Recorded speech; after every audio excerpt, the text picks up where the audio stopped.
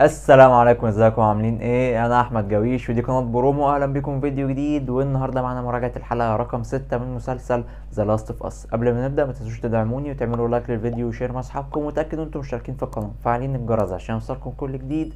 ويلا بينا نبدا. والحلقه دي هيكون عليها مسؤوليه كبيره جدا بسبب الحلقه اللي فاتت اللي كانت افضل حلقه في المسلسل، فده طبعا هيعلي سقف الطموحات، هيخلي الناس منتظره من الحلقه رقم 6 انها تدي مردود مشابه للحلقه اللي فاتت.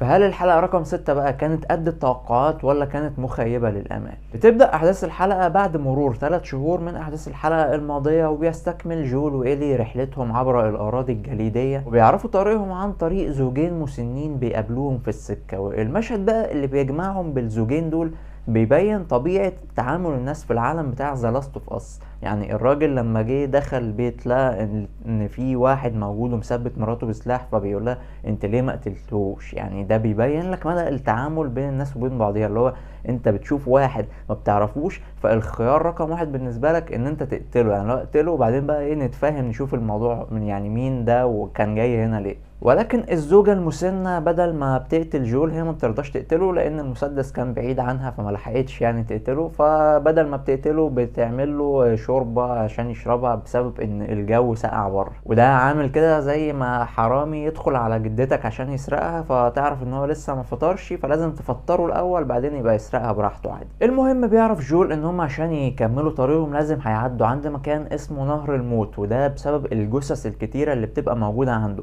بعض الجثث دي مصابين وبعضهم ناس عادية، فده واضح ان هو من فعل انسان مش مصاب بالعدوى، ده من فعل ناس ما عندهمش اي اصابات وهم فعلا بيقتلوا الناس دي وهم في كامل قواهم العقلية. ولكن بنلاحظ على جول ان هو التعب والارهاق يعني اخد منه كتير، بنلاحظ ان هو تعبان جسديا وكمان على مستوى النفسي، فهو مهزوز، الثقة بتاعته مش زي ما هي موجودة، مش حاسس ان هو هيقدر يوصل إلي للمكان اللي هو عايز يوصلها ليه. ولكنه لا يملك اي خيار تاني سوى ان هما يكملوا في الرحلة بتاعتهم، فبينطلقوا في الرحلة، بيوصلوا بيروحوا لنهر الموت علشان يفاجئوا ان هما محاطين بناس وموجهين الاسلحة ناحيتهم. يعملوا لهم كده اختبار سريع بيعرفوا من خلالهم هل هما مصابين ولا لا، عن طريق ان هما بيطلقوا كلب عليهم حسب بقى هوا الكلب. لو الكلب حب يشوف ان انت مصاب فهيعضك، ما شايف ان انت عادي فماشي هيعدي لك والدنيا حلوه. والخوف الكامل هنا طبعا بيبقى على ايلي، لان هي يعني المفروض في الظروف العاديه ولاي بني ادم طبيعي هي مصابه، ولكن طبعا بسبب طبيعه جسمها اللي ضد العدوى فهي مش مصابه، وده بيعديها من الموقف، والكلب بيلعب معاها كمان وبيشوف ان هي عاديه جدا. عشان المجموعه اللي طلعت عليهم دي ياخدوهم للمكان اللي هم عايشين فيه. واخيرا جول بيقابل اخوه تومي اللي كان موجود في جماعة الفاير فلايز وانشق عنهم، ودلوقتي هو عايش مع مجموعة من الناس البسيطة في مكان يعني اقرب مكان للعالم ما قبل العدوى. هو المكان ده مكان بسيط جدا الناس عايشين فيه، مربيين خيول مربيين اغنام، قدروا ان هم يولدوا طاقة كهربية من السد، فبقى عندهم ما اشبه بالحياة. ومش بس كده كمان، لا ده عندهم مجلس، والمجلس ده بيشوف ايه الاصلح للمدينة وحاجات، فهو ده اقرب مكان ما هو اشبه للعالم قبل انتشار العدوى. وده بيورينا ان تومي اخد فرصة تانية في الحياة.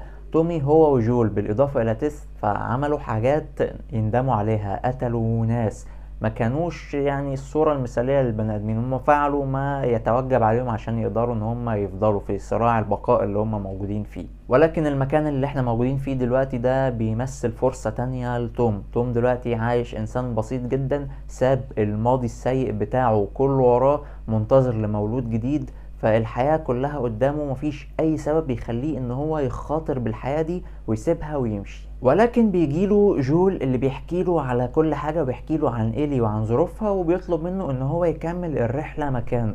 توم هو اصغر سنا من جول وبالتالي هو اقوى جسديا، كمان هو على دراية بالمنطقة اللي هم موجودين فيها ويعرف ازاي يوصل للمنطقة التانية، كمان هو كان عضو من الفاير فلايز، فبالتالي التعامل بتاعه معاهم هيبقى اسهل من تعامل جول، فهو الشخص الانسب لتكملة المهمة. جول دلوقتي مش في اقوى حالاته جسديا ومش في اقوى حالاته نفسيا، بل هو خايف ان هو ما يقدرش يساعد إيلي، خايف ان مصير إيلي ينتهي زي مصير سارة بنته. وزي ما عرفنا عن تومي سابقا ان هو كان جندي في الجيش، فبالتالي عنده حس الوطنية عالي، او لما بيشوف مشكلة قدامه التلقائية بتاعته ان هو بيحاول يحل المشكلة دي، فبالتالي مش بيرفض طلب جول وخلاص بيقرر ان هو اللي هيكمل الرحلة بدل منه.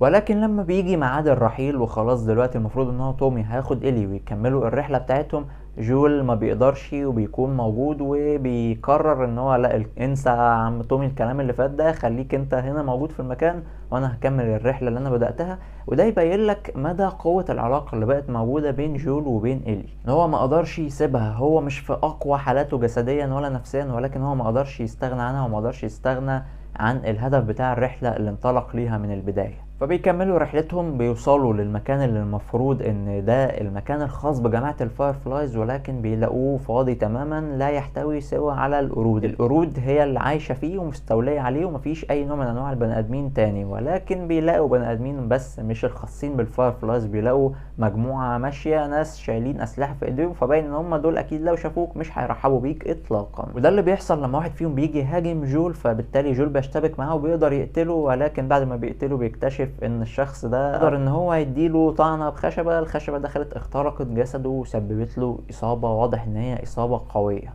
بأعجوبة بيقدروا ان هم يهربوا من المكان، ولكن في خلال رحلة هروبهم جول تقريبا بيفقد الوعي وبيقع من على الحصان، وبتنتهي الحلقة بكده بان هو موجود بين الحياة والموت. احنا مش عارفين هل هو حي ولا ميت.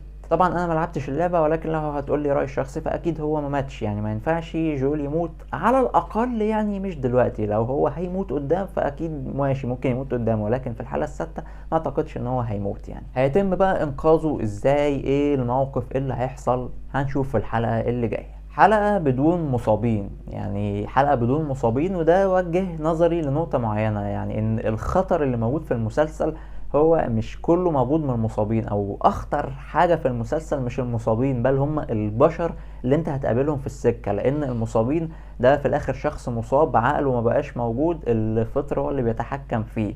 انما التاني البني ادم اللي لما بيشوفك اول حاجة يفكر فيها يقتلك، ده انسان عاقل في كامل قواه العقلية، فبالتالي هو اخطر مليون مرة من الشخص المصاب. حلقة قوية، يمكن هي طبعا مش افضل من الحلقة الماضية، ولكن في نفس الوقت حلقة مش مخيبة للامال، لا حلقة قدرت ان هي تكمل الوتيرة بتاعت الحلقة الخامسة، وقدر ان هي يكون فيها احداث كتير واحداث حلوة، وكمان قدرت ان هي تبرز العلاقة اللي بقت موجودة بين جول وإلي، وان ازاي خلاص جول يعني اديله حلقة حلقتين كمان وهيقتنع ان إلي دي هي بنته، وهيحارب بحياته عشان يوصل إلي لجماعة الفايرفلايز ويقدروا ان هم يعني يعملوا العلاج اللي هو بتاع العدوى، ويقدروا ان هم خلاص يعني يرجعوا العالم مرة تانية. طبعا الاداء التمثيلي في الحلقه رهيب جدا، سواء من بيدرو باسكال او من بيلا رمزي. الحقيقه الاتنين جالهم مساحات تمثيليه وقدروا ان هم يعملوا الادوار بتاعتهم دور حلو جدا. وكالعادة الإخراج رائع والصورة البصرية حلوة جدا، ولكن يمكن المختلف إخراجيا في الحلقة دي هو إن كان في بعض لمسات الويسترن كده، شفنا الحصينة وهو بيعلمها إزاي تضرب نار والشغل ده كله، حتى المزيكا تحس إن هو لمسات ويسترن كده، أضافت للإخراج وحسستنا إن يعني الناس القائمين على العمل ده إخراجيا مش جايين باسطمبة واحدة ورتم واحد إخراجي ماشيين بيه وخلاص، لأ بل لما بتجيلهم فرصة إن هم يحاولوا يقدموا شيء جديد بيقدموا شيء جديد. وبس كده اعزائي المشاهدين، كنت خلص فيديو النهارده. يا ريت لو عجبكم ما تنسوش تدعموني بقى بلايك وشير لي، واللي حابب يشوفني في فيديوهات تانية اتاكد ان هو مشترك في القناه ومفعل الجرس عشان كل جديد يوصله. واشوفكم تاني في فيديوهات جايه كتير ان شاء الله. سلام عليكم.